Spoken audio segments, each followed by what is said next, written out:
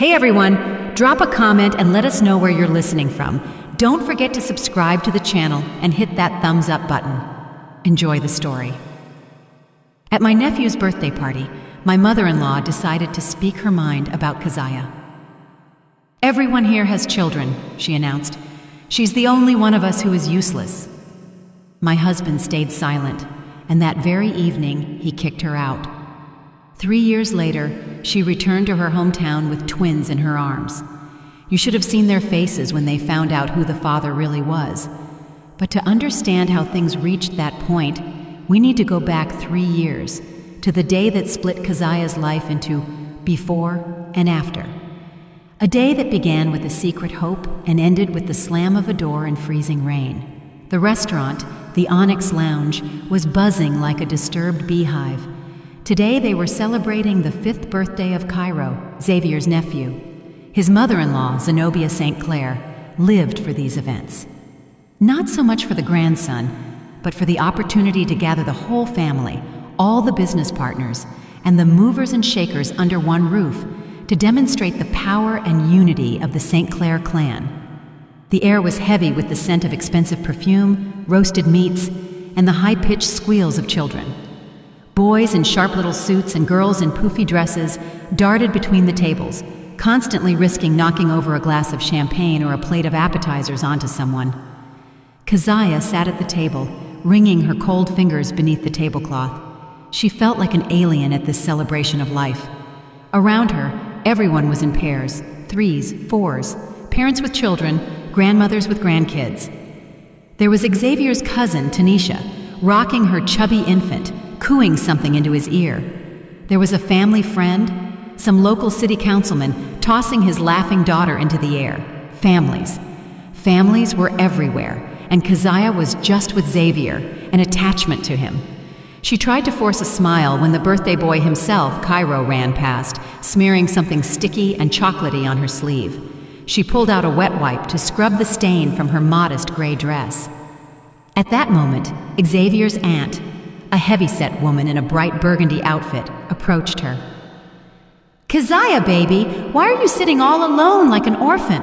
she sang out, enveloping her in a wave of sickly sweet perfume. "Go on. Look at how precious the babies are. It's time for you too, honey. Past time. That clock is ticking." Keziah felt the heat rush to her cheeks. She mumbled something incoherent about everything happening in its own time. The aunt shook her head sympathetically and walked away, her attention already shifting to someone else. But the sting remained. It was already the 3rd or 4th jab that evening. First, it was the wife of Xavier's partner with the innocent question, "Are you guys still not planning?"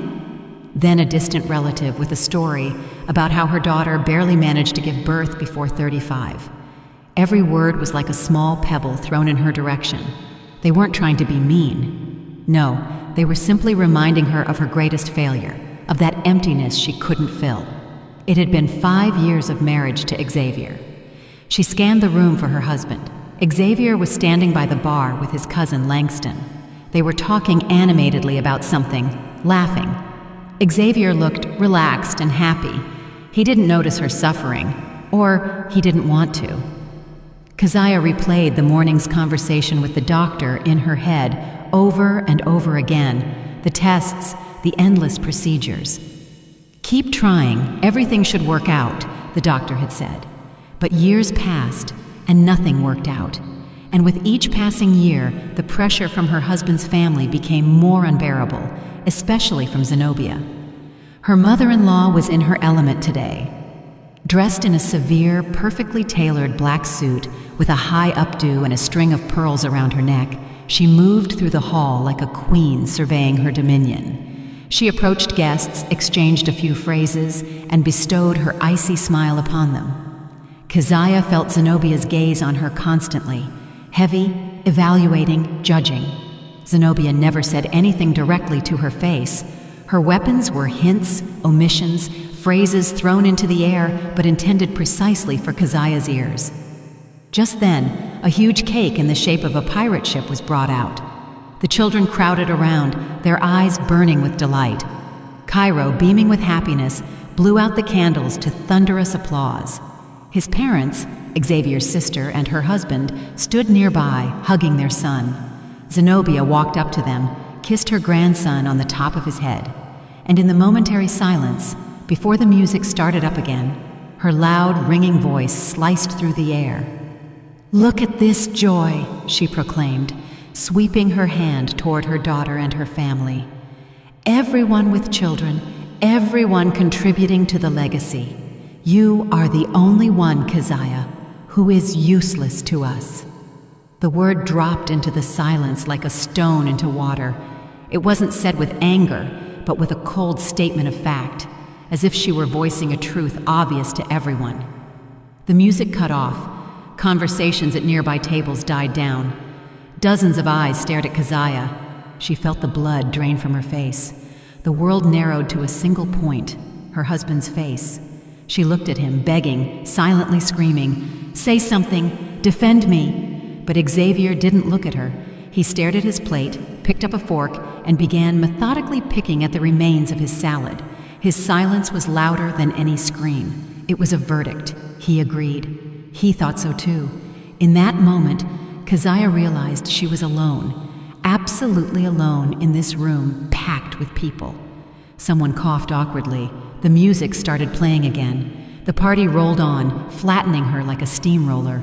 But for Keziah, it was over. She sat like a stone statue, seeing nothing and hearing nothing. She was just waiting for the moment she could leave. The drive home passed in deafening silence. Keziah stared out the window at the blurred city lights. Rain was starting to fall. Large drops drummed against the roof of the luxury sedan. Xavier drove, gripping the steering wheel tightly. His profile was hard, unfamiliar. She wanted to scream, to ask why he stayed silent, why he allowed his mother to humiliate her like that. But she knew there would be no answer. His silence in the restaurant was the answer to all questions. They entered their apartment, the one they had furnished with such love 5 years ago. Xavier didn't even take off his coat. He stopped in the hallway and looked at her with cold, empty eyes. There was no sympathy in them, no regret, only a blank wall. "Mother is right," he said in a flat, lifeless voice. "I need a real family." Keziah froze, not believing her ears. This couldn't be happening. This was some kind of bad dream. "What?" she whispered. "Xavier, what are you saying?" "Pack your things," he cut her off. Those 3 words hit her in the gut, knocking the wind out of her. She looked at him, and the world around her began to crumble. 5 years of marriage, all the hopes, all the dreams, everything was turning to dust. "But where will I go?" Her voice trembled. "Xavier, please." "That's not my problem." He turned away. "You have 30 minutes. He walked into the living room, leaving her alone in the hallway. She stood there, swaying, grabbing the wall to keep from falling. 30 minutes. She was given 30 minutes to erase herself from his life. On legs that felt like cotton, she walked into the bedroom and opened the closet. There were her dresses, his shirts, their shared life.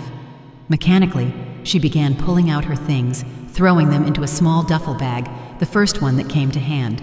Toothbrush, sweater, jeans. What else? Her head was empty. Her hands weren't obeying her. Tears flowed down her cheeks, but she didn't notice them. Xavier stood in the doorway watching her, not like a husband, but like a warden. He was waiting for her to finish and get out of his house, out of his life. He offered no help, no money. He just waited. When she zipped up the bag, he silently opened the front door.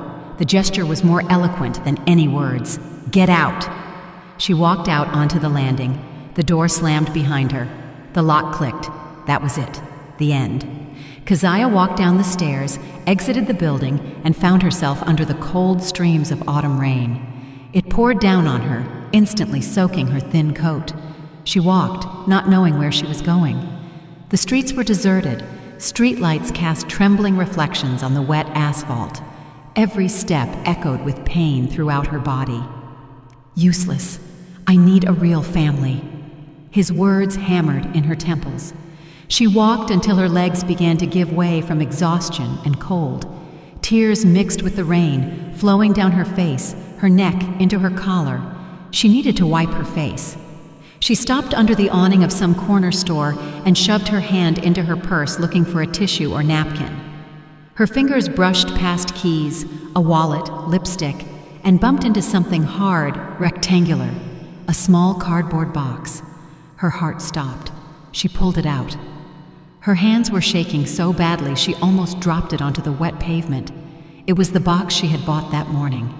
After the visit to the doctor, after his encouraging words, she had stopped at a pharmacy on a sudden impulse. She had taken the test right there, in the mall restroom, and when she saw the result, her breath had caught in her throat. 2 clear, bright lines. She hadn't believed her eyes. The happiness had been so immense, so all-consuming, that she wanted to scream it to the whole world. She had decided she would tell Xavier tonight after the party. It was going to be their little secret, their victory over all the hardships. This baby was supposed to be the glue that would bond their family, silence all the relatives, make them truly happy. And now, standing in the rain, exiled and humiliated, Keziah stared at this box in her hands. She opened it. Inside lay the small plastic test with 2 lines. She was pregnant, and the husband who had just thrown her out on the street for being barren was the father of this child. Her secret joy, her hope for salvation, had turned into ash, into the cruelest mockery imaginable. 2 lines on a small piece of plastic in a rain-soaked hand. Keziah looked at them, and the world that had just collapsed suddenly froze. It stopped falling. It just hung in the void. She wasn't alone anymore. Inside her was life, his life, a child he didn't want from a woman he called useless. A laugh, bitter and soundless, stuck in her throat. The cold chilled her to the bone. The rain poured relentlessly. She couldn't stay on the street. But where to go? To her parents? They lived in the same city. Rumors would reach them instantly. Zenobia would make sure of that. She imagined her mother crying and her father remaining gloomily silent, not knowing how to handle the shame of a daughter kicked out by her husband. No, she couldn't bring them this pain. Not now. One name floated to the surface of her mind. Ayanna, her friend from college. They hadn't talked much in recent years, but it was the kind of friendship that didn't rust. Ayanna lived in Savannah, far away, far enough that the echo of the scandal wouldn't reach there. Keziah found her phone in her purse. The battery was almost dead. She quickly dialed the number. The ring seemed to last an eternity. "Hello?" Ayanna's sleepy voice came through the receiver. "Ayanna, it's Keziah." Her own voice was hoarse and unrecognizable. "Keziah? What happened? Your voice... Are you crying?" "Ayanna, can I come to stay with you? For a couple of days?" The words were torn out with difficulty. Silence hung on the line for a moment, and then came a firm, confident reply. "Not for a couple of days. For how long is needed? Come. Whatever happened, just come." In those simple words, there was more warmth and support than in all 5 years of her marriage. Keziah ended the call before she burst into tears again. The phone died. Savannah. That meant the train station. She flagged down a rare late-night cab, gave the address of the Amtrak station, and stared out the window the whole way at the city that had been her home and had now become hostile territory. She was leaving everything behind. Her apartment, her life, her husband. The night train was half empty. She sat in a coach car, huddled in the corner by the window, watching the darkness rush by. The bag with her things lay on her lap like a life preserver. She didn't sleep a wink. 2 words spun in her head, useless and pregnant. They collided, argued, giving her no peace. By morning, as the train crawled toward Savannah, something changed inside her. The pain hadn't gone anywhere, but over it, a thin but tough layer of cold fury began to grow. They wouldn't know, not Xavier, not his mother. They had crossed her out of their lives. Now she would cross them out. This child would be hers alone. He would never know his father, who had rejected him before he was even born. He would never see his grandmother, who called his mother useless.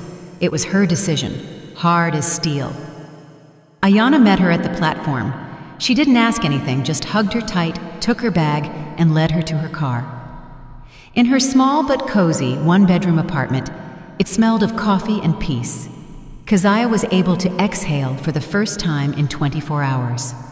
She told Ayana everything, almost everything, about the humiliation at the party, about Zenobia's words, about how Xavier put her out. She kept quiet about only one thing, the little box that now lay at the bottom of her bag. That was her secret, her anchor in this new stormy world. The first weeks passed in a fog. Keziah slept, making up for all the sleepless nights spent in tears and anxiety. She helped Ayana around the house, cooked, stayed silent a lot. Ayana was the perfect friend. She didn't pry into her soul, didn't offer advice. She was just there. But a new life required new rules. Keziah knew she couldn't sponge off her friend forever. She needed to get back on her feet, for herself and for the one growing inside her. First things first, a doctor. She made an appointment at a regular women's clinic using her maiden name, Price. Sitting in the waiting room among other pregnant women, she felt like an imposter. Everyone had husbands, support, a future. She only had a past she had fled from and a foggy present. In the ultrasound room, it was cool. The young doctor with a tired but kind face applied cold gel to her belly and began moving the sensor.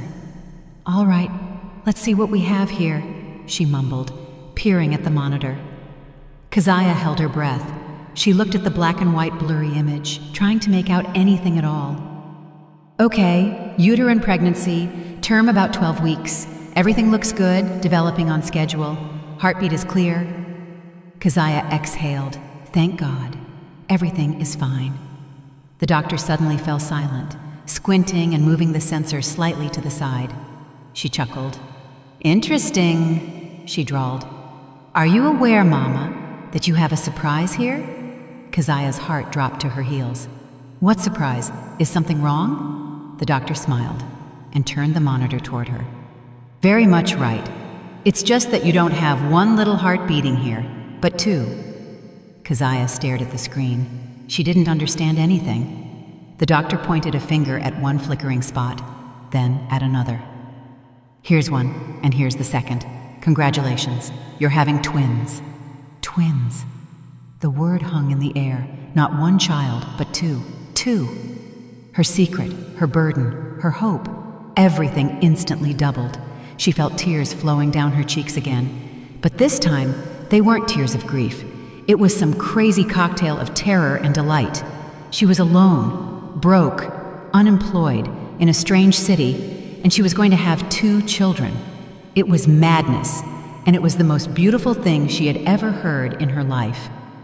Returning to Ayana's apartment, Keziah was in a daze. 2. She needed even more strength, even more determination. She began unpacking her single bag to make room for future baby things. The items from her past life were laughably few. Some clothes, cosmetics, a couple of books she was reading before she left, and among them, a small, tattered hardcover notebook. She recognized it. It was the diary of Xavier's grandmother, Pearl St. Clair, who had died a year before their wedding. The notebook had somehow ended up with Keziah along with other old papers, and she had just shoved it on a shelf, intending to give it to Zenobia someday. And in her haste, she must have swept it into the bag along with the books. She wanted to throw it away. It was a reminder of the family she wanted to forget. But something stopped her. Maybe curiosity, maybe a desire to find at least some answer to the question of why everything happened this way. She sat on the sofa and opened the first page. The entries were made in neat, cramped handwriting. Mostly, they were household notes about the weather, the garden, the grandchildren. Keziah flipped through the pages, barely reading anything, and suddenly her gaze snagged on a familiar name. Zenobia. The entry was made many years ago when Xavier was still small. May 15th. Had another difficult conversation with Zenobia. She started her song about an heir again. "My heart breaks for my son, for my Thomas. Doctors say the chances are slim. But that's not a death sentence. Yet Zenobia is acting like she's lost her mind, running to doctors, demanding, looking for some exits. Yesterday, she came with wild eyes, saying that if her husband can't do it, then a way must be found so the family name doesn't end, that the family honor is more important than anything. I'm afraid of her. There is some evil, bad fire burning in her. Obsession is not of God. It seems she is ready to do anything just to get this heir. Anything. Keziah reread the lines again and again. Thomas was Xavier's father. He had problems. He could barely have children. And Zenobia, even back then, 30 years ago, was obsessed with the idea of an heir ready for anything. A chill ran down her spine. She had always thought her mother-in-law's attacks were personal dislike for her, Keziah, that her cruelty was born out of her and Xavier's 5 years of failure. But this entry spoke of something else. It wasn't personal. It was an old, deeply rooted mania, a whole family history she hadn't suspected. Zenobia's fixation on children, on continuing the line, wasn't just the whim of a domineering woman. It was her decades-long, agonized, insane idée fixe. Kezia slammed the diary shut. She felt uneasy. This information was strange, disturbing. She didn't know what to do with it. For a moment, she wanted to call Xavier, tell him, ask him, but she immediately pulled herself back. No, that door is closed. The past must remain in the past. These are just old family dramas, a fluke, a coincidence. She didn't have time to unravel other people's secrets. She had 2 secrets of her own that would soon come into the world. She shoved the diary to the bottom of the bag, under sweaters, out of sight. And that same evening, to chase away the bad thoughts, she did what always calmed her down. She went into the kitchen and baked a peach cobbler, simple, from her mother's recipe. The smell of cinnamon, vanilla, and baked peaches filled the small apartment. When Ayana came home from work, she gasped. The cobbler was incredibly delicious. The next day, she asked Ayana to bring her more flour and sugar. Then she baked more. She baked cakes, pastries, rolls, first for herself and Ayana. Then Ayana started taking the pastries to work. Her colleagues were delighted. The first birthday order came in, then the second, the third. Keziah worked tirelessly, often late into the night. Fatigue knocked her off her feet, her back ached, but when she took another golden masterpiece out of the oven, she felt satisfaction. She was creating something with her own hands. It wasn't useless, and it brought in the first small, but her own, money. She was no longer an attachment to a husband. She was Keziah Price, and soon she would be a mom of 2 children. This thought gave her strength. She chased away memories of Zenobia's words, of Xavier's silence, of the disturbing lines from the old diary. She just worked, pouring all her unspent love and desperate determination into dough, cream, and chocolate glaze. She was building a new life, from scratch, alone. 3 years passed. 3 years that transformed Keziah from a broken victim into the mistress of her own life. The smell of vanilla, fresh brewed coffee, and dark chocolate became the scent of her new world. Keziah's Sweets in downtown Savannah was her fortress and her pride. A small, cozy establishment with a display case always full of delicate pastries and impressive cakes became a local landmark. Keziah was no longer Xavier's wife. She was that Ms. Price who bakes divine eclairs. Her morning didn't start with an alarm clock, but with quiet rustling in the nursery. Kenzo and Kalia, her double most important secret, her 2 hearts beating outside her body, they were her world. Light-skinned with identical dimples on their cheeks, but so different in character. Kenzo, a curious and noisy explorer. Kalia, a quiet, thoughtful observer. In the morning, she took them to daycare and then dove headfirst into work. Purchases, staff management, developing new recipes, taking orders. In the evening, she picked up the children, and the 3 of them had dinner in their small rented apartment above the bakery. She read them stories, kissed the tops of their heads, and when they fell asleep, she felt complete, exhaustive happiness. She had made it. She had survived. She hardly thought about the past. It was locked in an old diary at the bottom of a suitcase, and in that part of her soul where she tried not to look. She knew nothing about Xavier, about Zenobia, about that life, and she didn't want to know. She had cut all ties, changed her phone number. Her only contact with her hometown was infrequent calls to her parents from Ayana's landline. She told them she had left for work, that she was doing well. She kept quiet about the children. She was afraid the news would somehow leak, reach the St. Clairs. She was protecting her children from that poison. And then, one evening, a phone call rang out that pierced the armor of her new life. It was her father calling. His voice was tight, unfamiliar.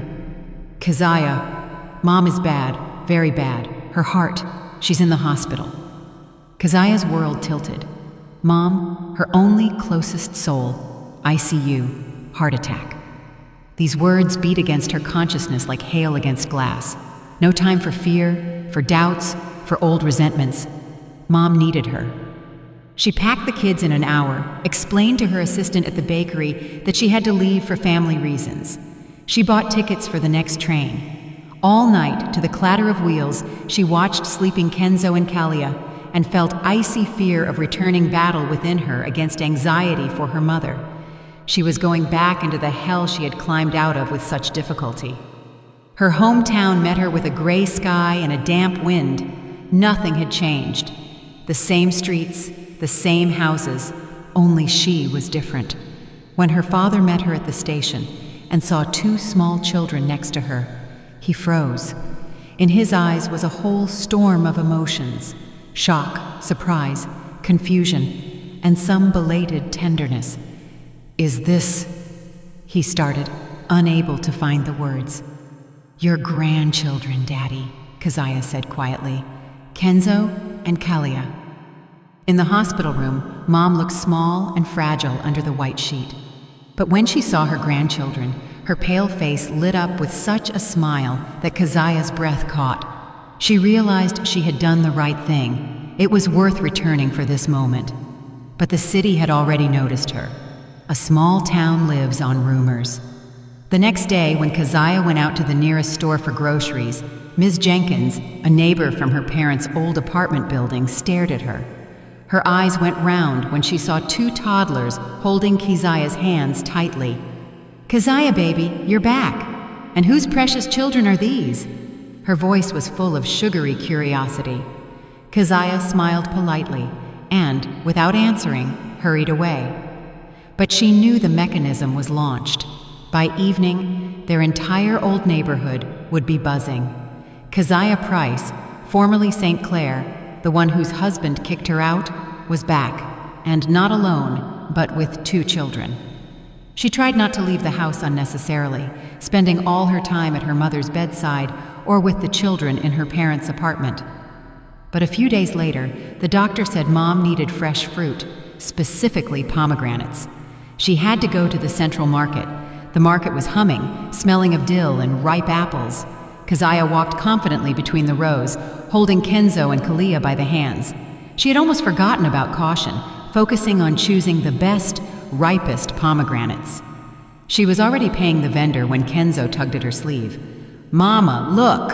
A man!" he said, pointing a finger somewhere behind her back. Keziah turned around and froze. A few yards away from her stood Xavier. He had hardly changed. The same haircut, the same expensive coat she had once helped him choose. Only his face had become harder, and wrinkles had settled in the corners of his eyes. He looked at her, and on his face was written one thing: absolute paralyzing shock. He looked at her, then shifted his gaze to the two identical light-skinned children at her feet, then back at her. He went as pale as if he'd seen a ghost. But he wasn't alone. Next to him, slightly behind, stood a young, very beautiful woman. She had shiny dark hair, perfect makeup, and an elegant sand-colored cashmere coat.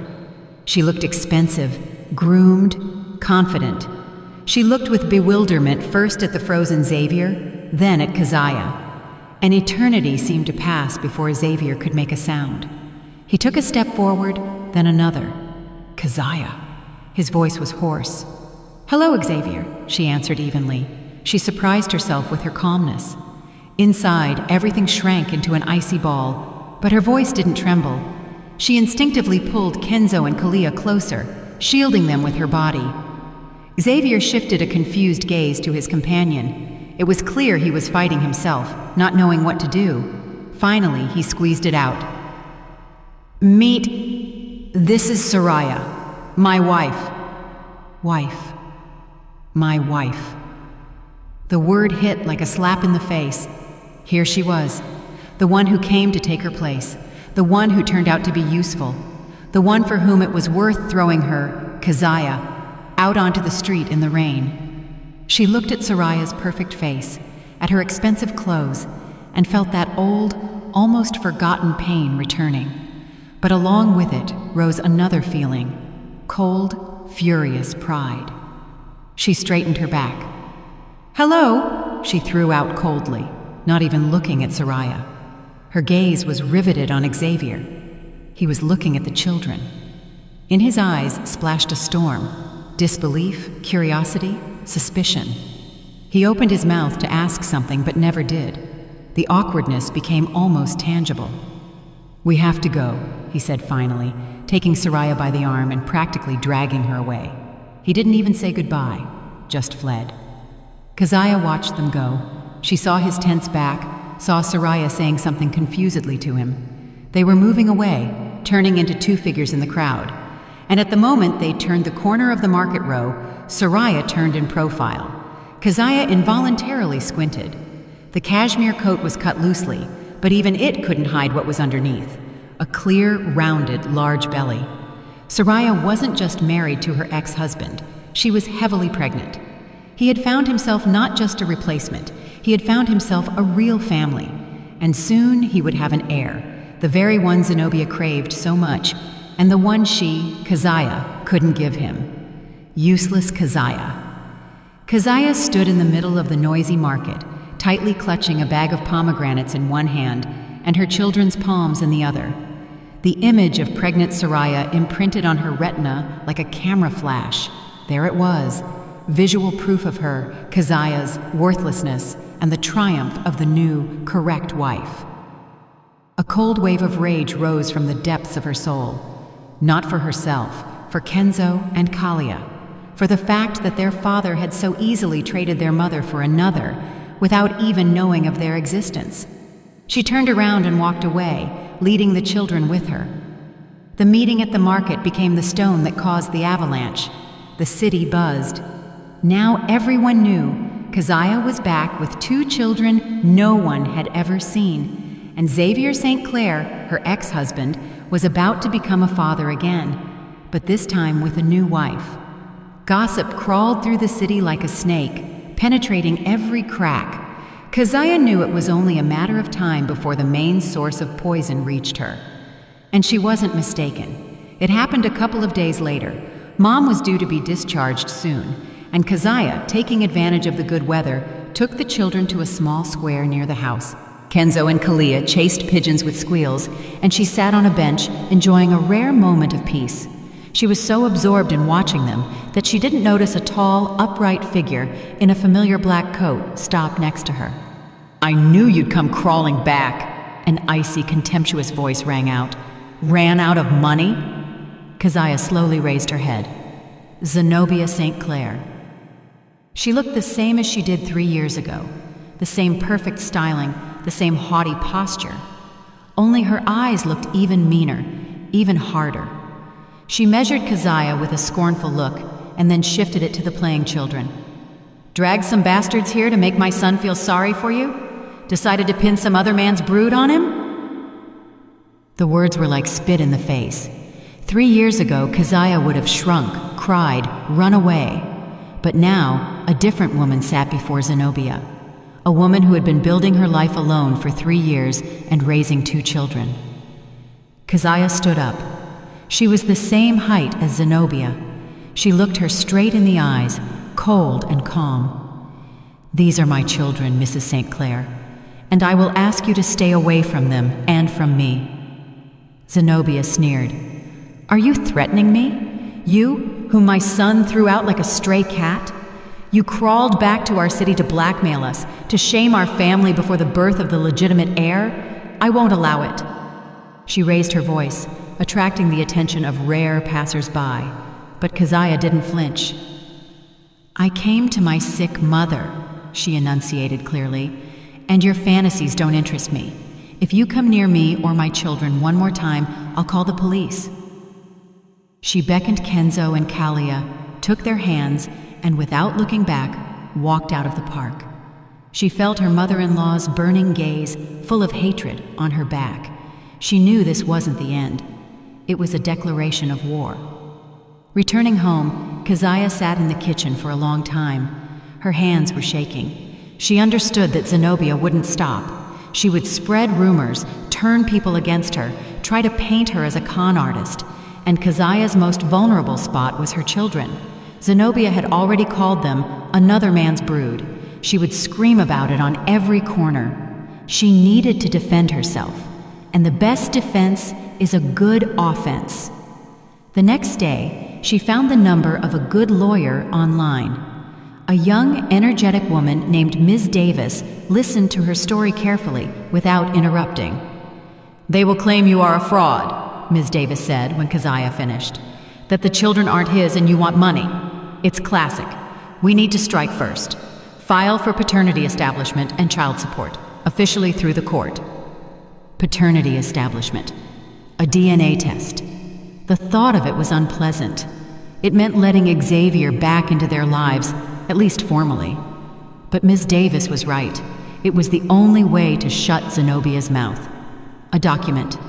An official document proving that Kenzo and Kalia were Xavier's children and that she had every right to his financial support. It wasn't about the money. Keziah was managing perfectly fine on her own. It was about the truth and protecting her children's honor. Prepare the documents, Keziah said firmly. A few days later, an official paper from the court was delivered to Xavier St. Clair's office, a lawsuit demanding a paternity test. Keziah had pulled the trigger. Now there was no turning back. She waited for a reaction, an angry call from Xavier, new threats from Zenobia. But instead, something completely unexpected happened. In the evening, when the children were already asleep, the doorbell of her parents' apartment rang. Keziah looked through the peephole and froze. On the threshold stood Soraya, Xavier's wife, alone. She looked completely different from how she had at the market, no haughtiness or gloss. She was wearing a simple dark dress, hair pulled back in a messy bun. Her face was pale, without makeup, and fear stood in her large eyes. Keziah hesitated, but then opened the door. What do you want? She asked coldly. Can I come in? Please, it's very important, and I don't want to talk in the hallway. Soraya's voice trembled. Keziah led her into the kitchen. She didn't offer her a seat or tea. She just stood with her arms crossed over her chest and waited. Soraya looked around restlessly, like a hunted animal. I'm here about the lawsuit, she began, fiddling with the strap of her expensive bag. Xavier got the papers. So? Keziah shot back. Soraya took a step forward. I'm asking you, I'm begging you, withdraw it. Drop the lawsuit. Keziah chuckled. So that you and your mother-in-law can continue telling the whole town that I'm loose and brought home some other man's kids? No thanks. It's not about that. You don't understand. Soraya almost dropped to a whisper. She put her bag on the table, opened it, and pulled out a thick leather briefcase. She clicked the locks and opened it. Inside lay stacks of money. A lot of money. Here, she exhaled. There's enough here for you to buy an apartment anywhere, to leave and never come back. Just withdraw the application. Disappear, please. Keziah looked at the money, then at Soraya's terrified face. Something was wrong here. This didn't look like the arrogant revenge of a wealthy rival. It looked like desperation. Do you think I can be bought? Keziah asked calmly. You're mistaken. I won't take your money. Please. Tears glistened in Soraya's eyes. You don't understand what Zenobia St. Clair is capable of. You can't imagine this test. It will ruin everything. Everything for all of us. For me, for Xavier, and for you too. Keziah looked at her in complete confusion. The panic in this woman's voice was genuine. But why? Why is Xavier's new pregnant wife so desperately afraid of a test that should logically prove any other children aren't her husband's, confirming her own child as the sole heir? Why offer huge money to prevent something that logically should only benefit her? Her words made no sense. Her panic was irrational. Unless, of course, she had her own terrible secret that this test might accidentally expose. "Get out," Keziah said, pointing to the door, "and take your money."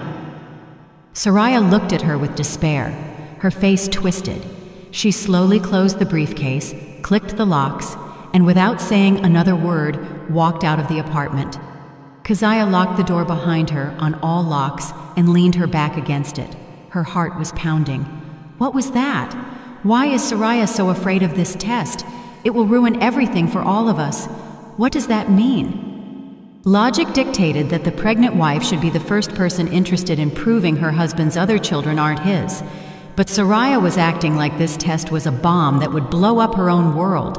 Suspicions, previously vague and shapeless, began to take form. Something was wrong, deeply, fundamentally wrong in this whole story. And it was connected not just to her exile, but to Soraya's appearance, her pregnancy, and the panic over the DNA test. And then Keziah remembered the tattered old diary of Xavier's grandmother, which still lay at the bottom of her suitcase. The entry about Zenobia's insane obsession with an heir, about her husband's problems, about her willingness to do anything. Back then, Keziah had brushed it off, chalking it up to old family dramas. But now, after Soraya's visit, those words sounded new, ominous. She took out the diary, rereading that page again and again, ready to do anything just to get this heir. What if these weren't just words? What if it was a plan? A puzzle began to assemble in her head, but key pieces were missing. She needed someone who had known the St. Clair family for a long time, someone she could trust, and she remembered. Dr. Thaddeus, the old family doctor who had treated her when she was a child. He was a friend of her parents', a good-natured, gray-haired old man with shrewd eyes. He had long retired, but kept a private practice, consulting for old time's sake. He knew the St. Clair family, too. He was their doctor even before they became a clan. She needed a pretext. Keziah decided it would be a routine checkup for the children. Perfect cover. She called him the next day. Dr. Thaddeus was happy to hear her voice, asked about her mom, wished her a speedy recovery. He readily agreed to see her and the children in his office, which was located in his big old house. Dr. Thaddeus's office smelled of medicine and old books. Everything was like in childhood. The heavy oak desk, glass cabinets with instruments, an anatomical poster on the wall. He was very affectionate with Kenzo and Kalia, examined them, listened to their chests, looked in their throats, said the children were perfectly healthy and developing beautifully. When the exam was over and the children busied themselves studying the aquarium in the corner, Keziah took the plunge. She started from afar. "Dr. Thaddeus, I was going through some old things and found something curious. The diary of Pearl St. Clair, my ex-husband's grandmother." The doctor looked up at her from his papers. "Yes, I remember her. A wonderful woman. Not like some..." He cut himself off, not finishing the phrase. "There were some very strange entries," Keziah continued, watching his reaction closely. "About her son Thomas, Zenobia's husband, and about how Zenobia was obsessed with the idea of an heir.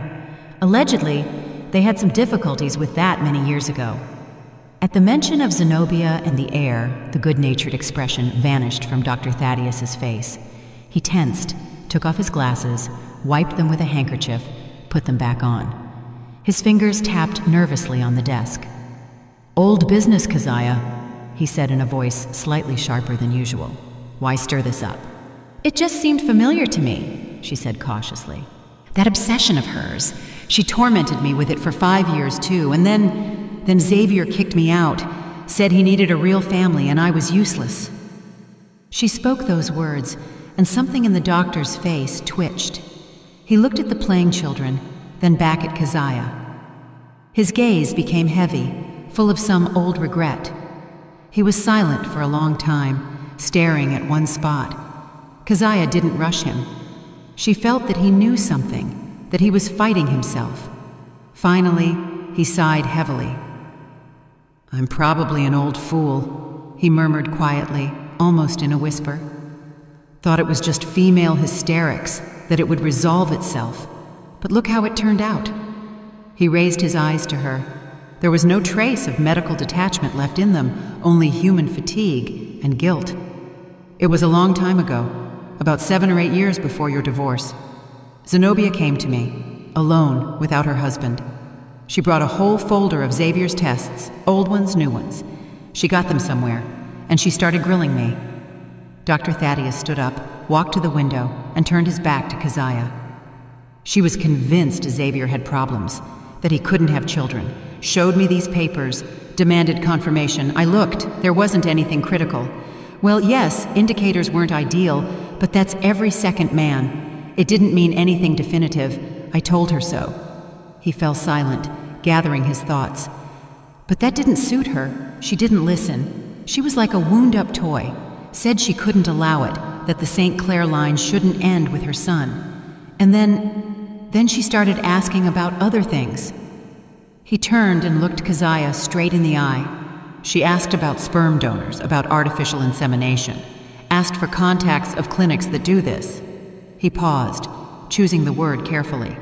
Discreetly, she talked about some alternative solutions if official methods didn't work. She had a crazy look. I got angry then, told her to stop this nonsense and not meddle in her son's life. Told her she was insane and her pressure would only ruin everything. I practically kicked her out of the office. He turned back to the window. I thought she listened to me, calmed down. I brushed it off as the obsessive idea of a crazy mother. I even forgot about that conversation. And then, when I heard Xavier married you, I was even happy. Thought, well, now she'll leave him alone. And then rumors reached me that you didn't have children, and then that he kicked you out.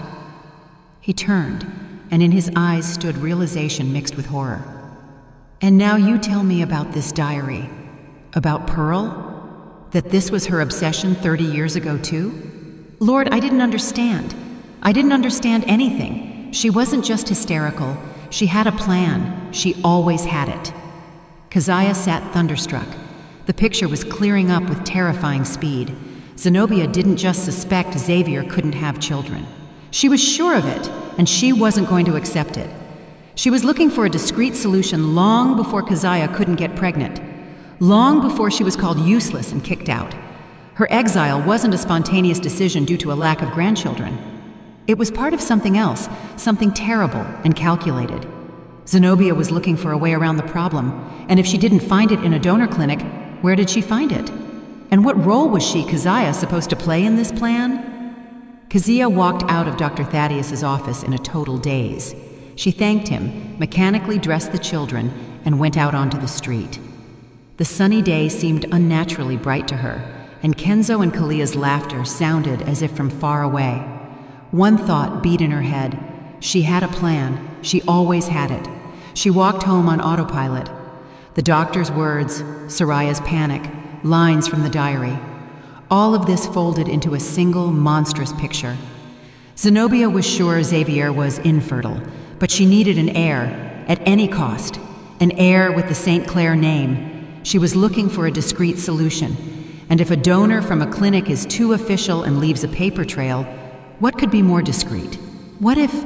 And then it hit her like an electric shock.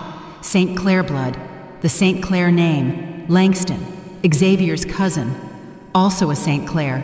Ambitious, always a bit in the shadow of his more successful cousin, but with the same last name. Cold sweat broke out on Keziah.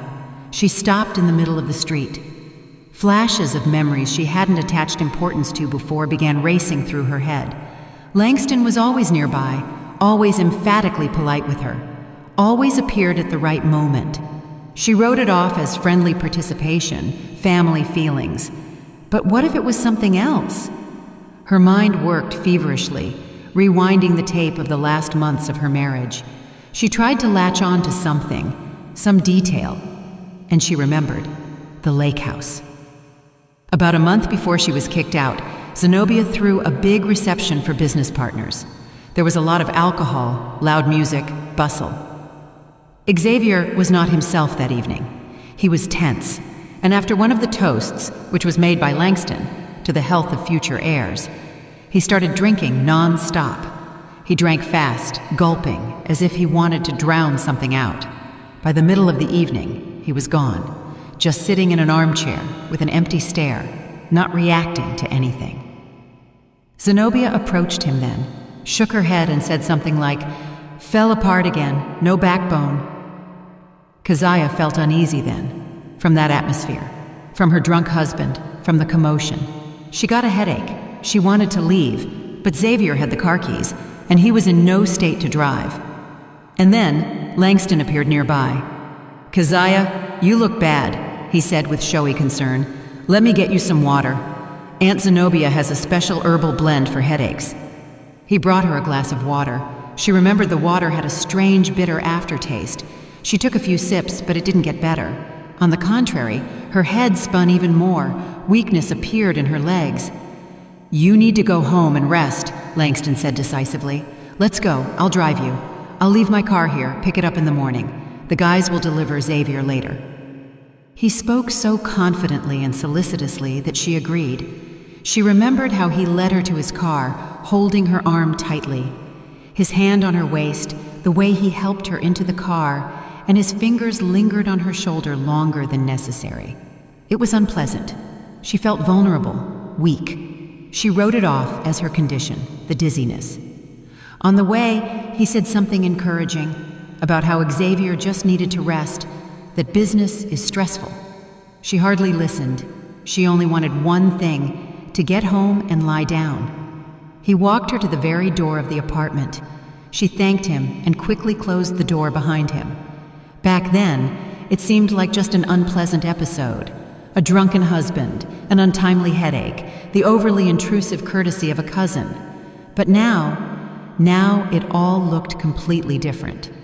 Xavier was purposefully gotten drunk. She was given strange water that made her sick, and Langston happened to be nearby, ready to help. What was supposed to happen next? What if she hadn't locked the door so quickly? What if she had been even weaker and more disoriented? Her chest went cold with the horror of this guess. It wasn't just a plan, it was a conspiracy. Vile, dirty, thought out to the smallest detail. And Zenobia was its conductor. But these were only guesses, memories, sensations. She needed proof, at least something that would confirm her terrible theory. Arriving home, she put the children to sleep, and she sat down at the old laptop she brought with her. All her archives, all photos from her past life were stored there. She began feverishly searching for a folder named Lake House Septembre. She opened it, dozens of photos. Here are guests with glasses. Here is the barbecue. Here is drunk Xavier in the chair. She looked through them one by one, looking for at least something, but nothing. Ordinary photos from a drunken party. She had almost despaired when her gaze snagged on one shot. It was taken almost accidentally, apparently by one of the guests. In the foreground were her, Keziah, and Langston. They were standing by the exit of the house. She looked tired, and he was saying something to her, leaning in solicitously. He was holding that very glass of water, an ordinary, unremarkable photo. She wanted to scroll past, but something stopped her. Behind them, on the wall of the veranda, hung a large decorative mirror in a wrought iron frame. And in this mirror, the hallway of the house was reflected. Keziah zoomed in on the image. Her heart pounded at a breakneck speed. She zoomed in more and more until the picture began to break into pixels. But even so, it was visible. In the dark opening of the corridor deep in the house stood a figure, a female figure. It was Zenobia. She wasn't participating in the general fun. She stood in the shadows and watched right at them, at Keziah and Langston. And on her face, there was no concern for her daughter-in-law who felt sick. There was not a shadow of sympathy. It was an expression of cold, focused, predatory observation. Like a scientist looking at lab mice in a maze. She didn't just know what was happening, she was controlling the process. She was waiting for the result of her experiment. This was it. Irrefutable proof. A black and white reflection in a mirror fixing the truth. Everything fell into place. Zenobia's plan was simple and monstrous. She decided to use Keziah as an incubator, and as a discreet donor, she chose Langston, her nephew, the carrier of the necessary blood. She set up a situation where the incapacitated drunk husband was removed, and the weakened, disoriented wife was left alone with the caring relative, and she personally watched the execution of her plan. But the plan failed. Something went wrong. Maybe Keziah turned out not to be so weak. Maybe Langston didn't dare to go through with it. Zenobia, deciding the attempt failed and convinced of Keziah's uselessness, simply ordered her son to kick her out. She didn't suspect that at the very moment she was crossing out her daughter-in-law, she was already pregnant. But not from Langston, but from her own infertile son. And then, 3 years later, Keziah returned with 2 children. For Zenobia, it was a shock. Living, walking proof of her failed conspiracy. She decided they were Langston's children, that her plan had worked after all, but the fruits didn't go to her. That's why she started screaming that it was another man's brood. That's why she tried so furiously to disown them. And that's why Soraya, her new puppet, is so terrified of the DNA test. Because this test will show that the children aren't Langston's, and this will destroy the whole construct of lies Zenobia had been building for years. Keziah leaned back in her chair. There was a hum in her ears. The monster she feared turned out to be even scarier than she could have imagined. And now she knew its name. She knew the plan. And she had a weapon in her hands. A small photograph. A reflection in a mirror. Reflected truth. Keziah sat in front of the laptop screen, staring at the magnified reflection in the mirror. Cold horror was replaced by icy, crystal-clear rage. She saw everything, the whole mechanism, the whole lie. She wasn't just a victim of family squabbles. She was chosen for the role of a vessel, a nameless incubator for other people's plans. And when she turned out to be defective, she was thrown away like a broken thing. But they were wrong. She didn't break, and now she had everything to destroy their world. Diary, doctor's confession, and photograph. But how to do it? Just go to the police? They won't bother with old family intrigues. Tell Xavier? He won't believe it. His mother was always an authority to him, and he was too weak to go against her. Something else was needed. Not just a court, a public sentence was needed, one from which Zenobia would never recover.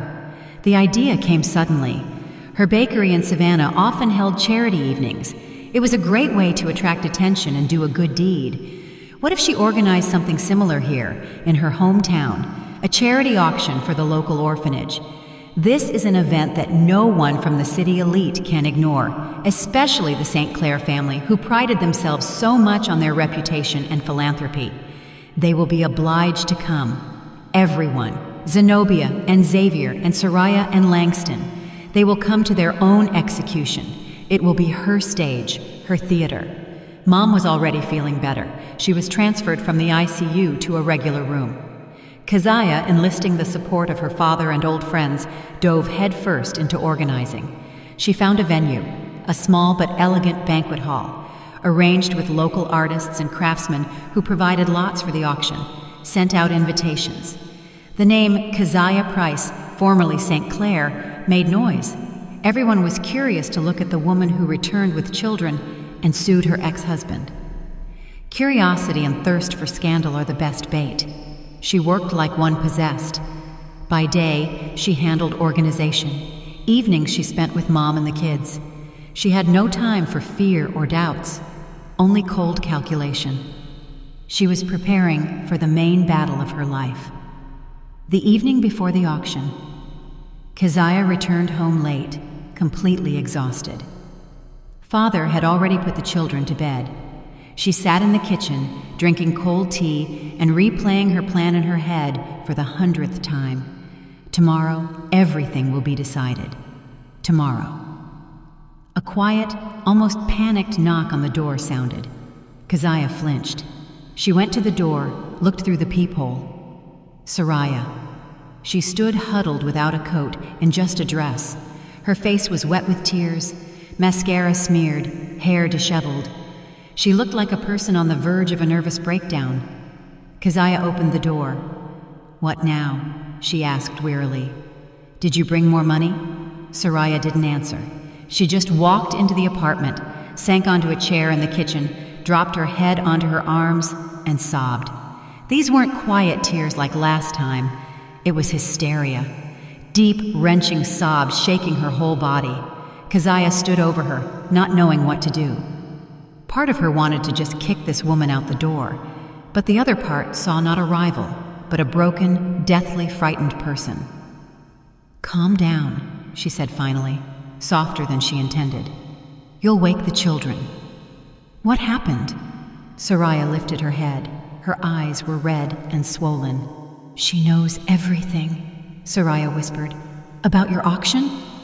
She said if I'm not there tomorrow and don't behave properly, she'll destroy me. She'll destroy my family, my father." She sobbed again. "I can't take it anymore." Her voice broke into a scream. "I can't live like this. It's not life, it's prison." Keziah poured a glass of water and slid it toward Soraya. "Drink, and explain everything in order. What does she know? What are you so afraid of?" Soraya took a few convulsive sips. She calmed down a little, but she was still shaking. "My father, he had business problems, big debts. Zenobia offered help. She paid everything off. And in return, I had to marry Xavier. So that's it. A marriage of convenience, not surprising." "It was just a contract," Soraya continued, staring into the void. "I was supposed to become the ideal wife, bear an heir, and strengthen the family image. Xavier didn't care. He just does what his mother tells him. He's empty. There's nothing inside him." She chuckled bitterly. "I agreed. I thought I could handle it, but I didn't know what I was getting into. She controls my every step, every breath, what I wear, what I eat, who I talk to. I'm her doll, her project called Ideal Daughter-in-Law." Soraya fell silent, gathering the courage for the most important part. "And then you appeared with the children. She went crazy. She was furious. She screamed that you would ruin everything, that everyone would doubt Xavier is capable of having children. And then she came up with this." She looked at Keziah, and in her eyes was a plea for forgiveness.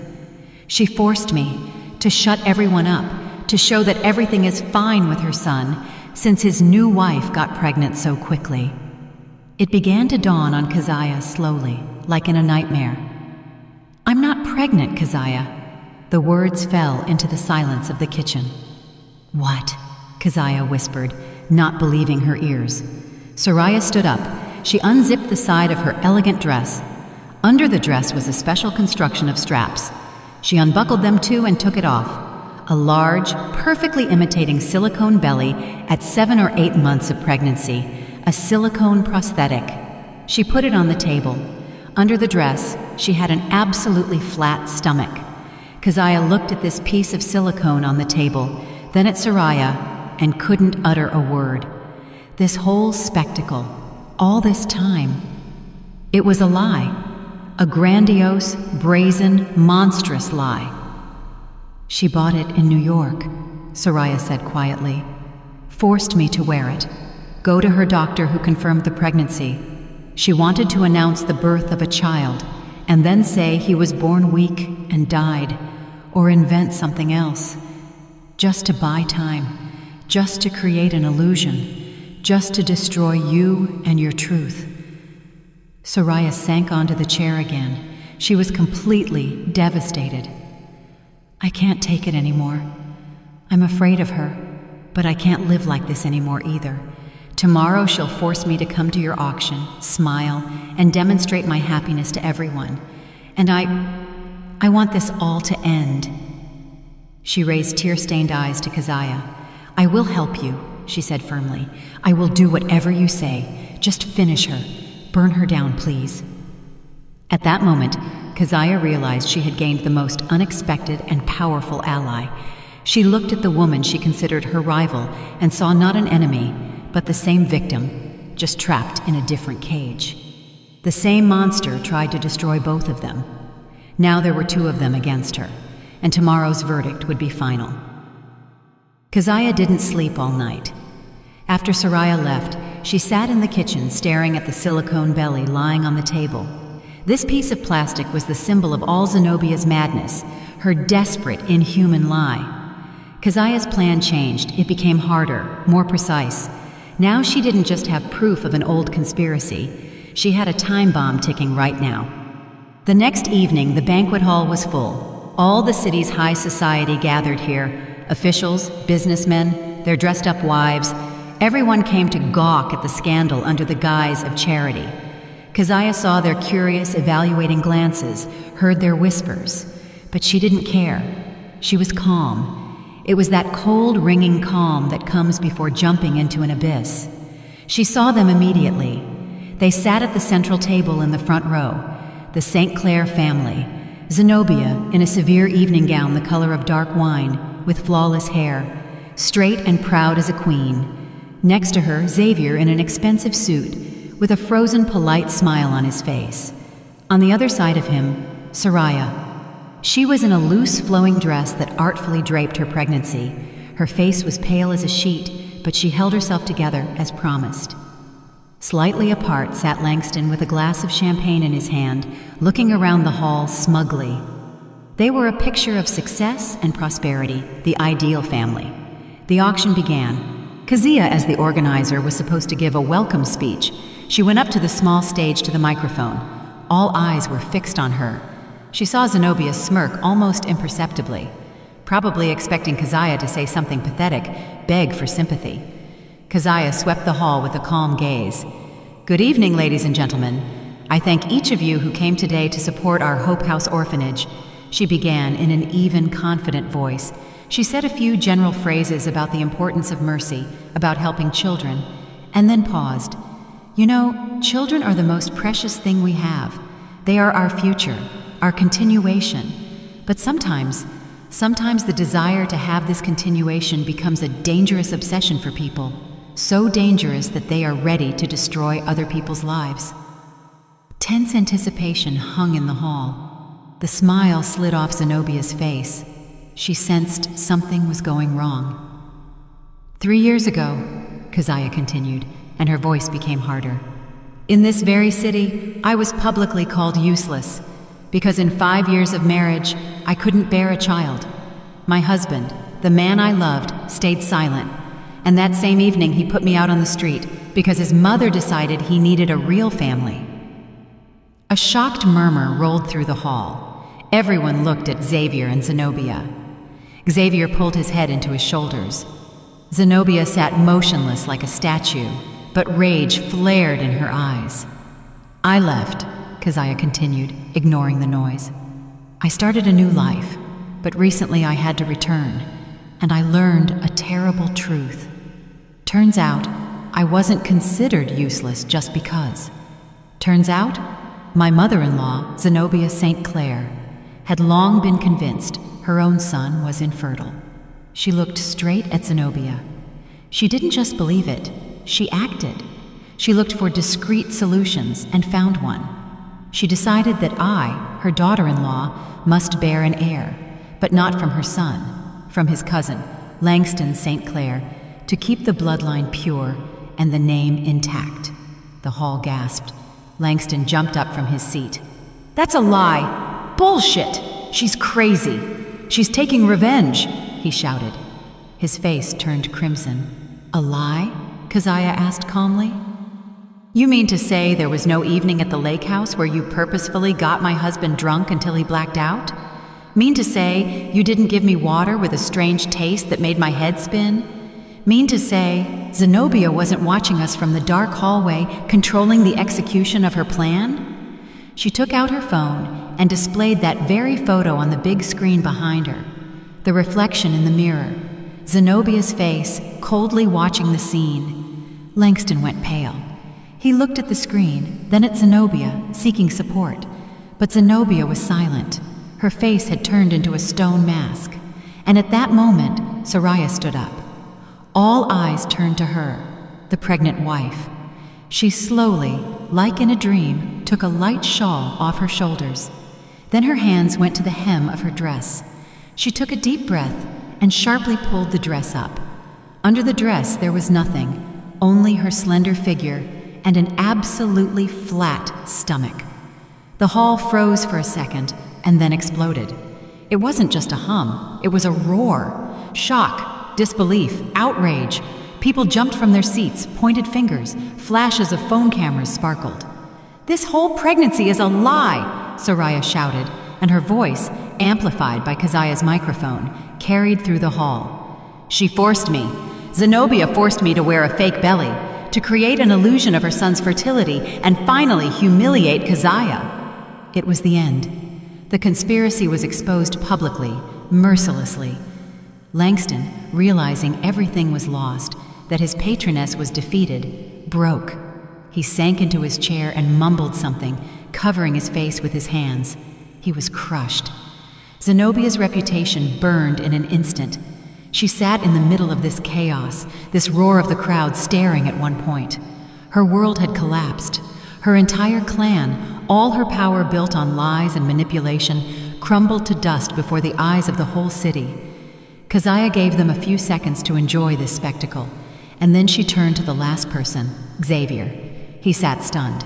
He looked at his mother, then at Soraya's flat stomach, then at the crushed Langston. He understood nothing. He was just a spectator in the ruins of his own life. Keziah walked up to his table. She leaned in and said quietly, but so he could hear, "She lied to you about everything, Xavier, especially about what concerns you."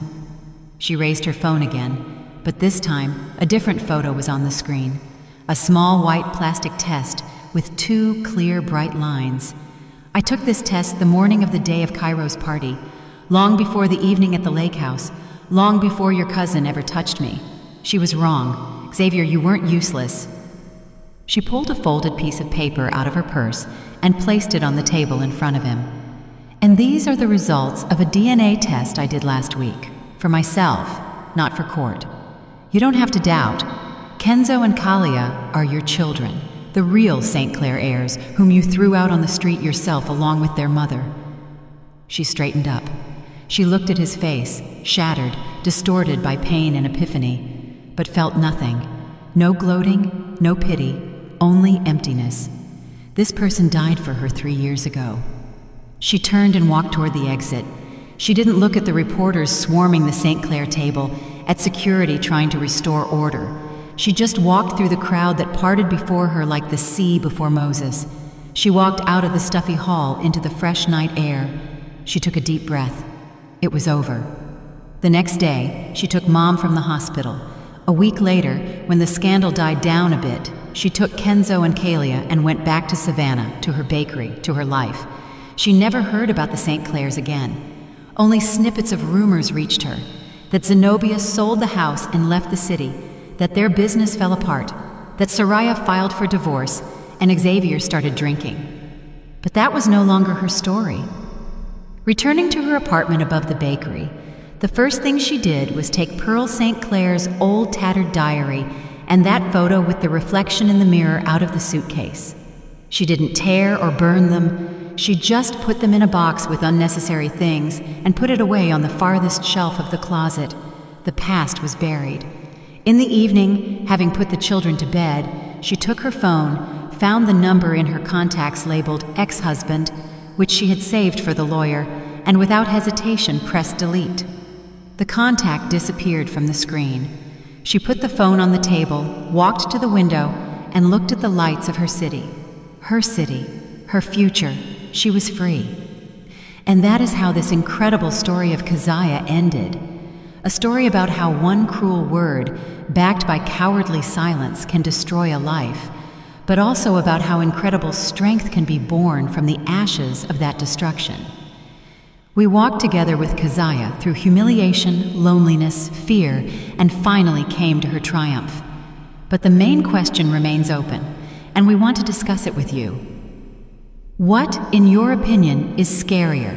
Active, calculated evil, like the kind Zenobia was obsessed with? Or the quiet, passive betrayal of a weak person like Xavier turned out to be, whose action inflicted the deepest wound on Keziah? Each of us responds to betrayal in our own way. Some break, some forgive, and some, like Keziah, turn their pain into armor and a weapon. She didn't just survive, she returned to restore justice and protect her children. Her public reckoning was cruel, but was it unjust? And perhaps the most interesting twist is the alliance of the two wives, Keziah and Sariah. Two rivals, two victims of one monster, who were able to unite against a common enemy. This proves that sometimes the most unexpected allies appear where we see only enmity. Did you like the story, and which city are you listening from? Let's meet in the comments. If you like the story, you can support me by sending a super thanks, so I can keep bringing more stories like this. Thank you so much for your sweet support. I'm looking forward to your comments on the story. On the screen, you can see 2 new life stories that I highly recommend.